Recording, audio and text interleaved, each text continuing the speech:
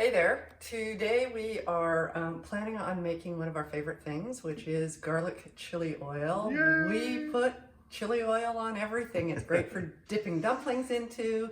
It's great for finishing a dish at the end. If you like a little heat, it's just a wonderful condiment to have around. See the kanji video earlier in the series. That's right. The kanji video would have had chili oil for finishing. Absolutely. So, we're basing this off the ingredients found on the label of the Hans chili oil. Hans is one of the few store-bought things that we really like Hans chili oil. Now, according to them, their ingredients, I believe, are canola oil, we're using sunflower, garlic, chili flakes, salt, sugar, which I think we're going to leave out, and MSG, which we're definitely going to leave out. I'm not sure exactly what the sugar does. I mean, obviously it sweetens it, but I'm not sure exactly why they felt the need to put sugar in there. The MSG I get, but we're still not putting it in. So I'm going to show you how, I don't know if this is how Hans makes theirs. This is how we make ours. So it's a two-step process. We're going to start by making a garlic oil. Then we're going to strain the garlic cloves out, and you will have what's essentially confit garlic, which is really nice to, I don't know, put on your pizza or in a sandwich or something like that. Sweet, lovely, beautiful, rich garlic. And then we're going to mix the other ingredients together, and that's how easy it is. Then you let it sit. And it's just great to have around all the time. Now, there are lots of recipes that add extra spices. You can put Sichuan peppercorns in there. You can put all sorts of star anise and cinnamon bark, and you name it. There are loads of recipes available. I wanted something really simple because I think that it's a little more versatile. And that's why we're doing it this way. Now, you could, I've seen some recipes where they chop up the garlic and they keep the garlic in at the end. Okay, my mom was a nutritionist. I was raised with this, botulism, salmonella, anyway.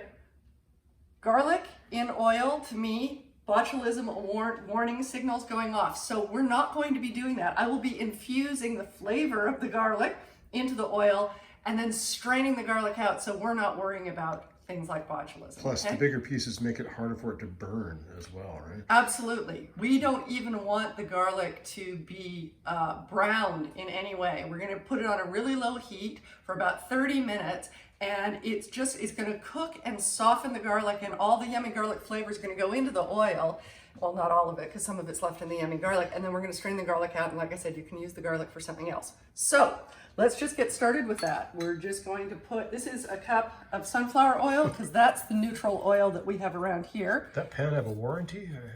You want oil. Can we not talk about the pan thing? That thing's, I've had that. My mother gave it to me when I moved out of the house. Okay. I'm not 18 anymore. This pan's been around for a long time. It's a quality pan. Yeah, it's a little hard to get the outside clean now. Anyway. Oil and pan. Yes, oil and pan, sunflower oil. Like I said, I believe that Hans used canola oil. You can use whatever neutral oil with a high smoke point. Don't use olive oil, that's the wrong flavor here. Unless you only want to use this for drizzling on your pasta, then go ahead, use olive oil, why not? Then I've got 4 cloves of garlic here. All I've done is peeled them, nothing else. They're going in. I'm going to turn the heat on, and we're going to go low. And like I said, we don't want the garlic to even brown. Not even brown. We don't even want it to brown, let alone get crispy or anything like that, because when you start to brown garlic, it takes on bitter flavor profile, and we don't want that. So we'll come back in a little bit after this has been cooking for about 30 minutes over a really low heat, and we'll do the next step then. So we're back after about 30 minutes, and I'm going to blame Rob for something here. Oh, shut up. He walked by, and the flame blew out, and I said, can you turn that back on as low as it will go? And he turned it back on, and then he went off and did something, and it wasn't as low as it had been originally. Well, normally when I walk by, there's a surplus of gas. Oh, please, we're not going there. Anyway, so the garlic has browned ever so slightly. It's not really The day is ruined. It's slightly brown. Not a big deal. Oh, the shame, the horror. Not a big deal. We're over it, right? It's not like dark and gonna get bitter. It's just a little Have bit to call a brown and lawyer now toasty. or anything? No. Okay. So what we're gonna do is put the chili flakes. Now these happen to be Chinese chili flakes, 1/4 cup. You can use more if you like more. Use less if you don't want it to be as spicy. You can also add more oil if you don't want it to be as spicy. So these are Chinese chili flakes. You can use the kind that you would get in an Italian shop. You can use the Korean ones. Basically, you're using a chili that you like the flavor of, right? So these are just dried chili flakes. So I have a question. Sure. How come you don't put the chili in there into the warm oil first? I don't want it to burn at Okay, all. okay. So, and I want to sort of trap all the good flavor and stuff in here. That is a 1/2 teaspoon of salt. Ooh, I just got some chili coming up in my throat. So mixing those together. That's why we're here. And then what we're gonna do is very carefully, because obviously the oil's super hot, you don't want to burn Well, yourself. is it going to crack the glass if it's too hot? I will put a spoon in there because metal conducts heat. Oh, crafty. Is that one of your mom's tricks? That's a trick. Yeah, it probably was hers. And it keeps things from cracking, glass things from cracking. So we're just straining this. You could just lift the, in fact, maybe I'll do that. Maybe that's the smarter way of doing this. Yes. And like I said, the garlic you can smush it and it'll be sweet and lovely and use it for all sorts of things, right? As long as your husband doesn't ruin it. Exactly. So I'm just going to pour this in here.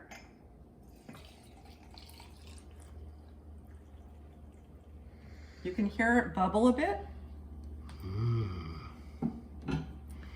Like I said, I guess you could put sugar in there. I don't really know the purpose of that and why Hans did that, but we think that that makes a lovely chili oil. Now, that's very loosely on, and I'm just going to let it sit. Sit. And over time, what will happen is more and more, I'm not straining the chili out. You can do that. But for those of you who have been to dim sum restaurants or really like good Chinese food, you'll find that the pot of chili oil in the restaurant that's usually on the table always has chili flakes in it. They just sit there because some of us actually like to add the flakes, not just the oil. So you can just take the oil off the top if that's what you want, or you can scoop down and get the bits of chili flakes in there as well. Anyway, you can see it's already going a beautiful orange color. Nice. And it will continue to get a bit darker up until a point. Like I said, you can add more chili flakes if this isn't hot enough for you. If you make it and it's too hot for you, you could just put more oil in, and then that dilutes the chili across a greater amount of oil. So there you go. There is your garlic chili oil that you can put on all of that amazing real food that I know that you're making.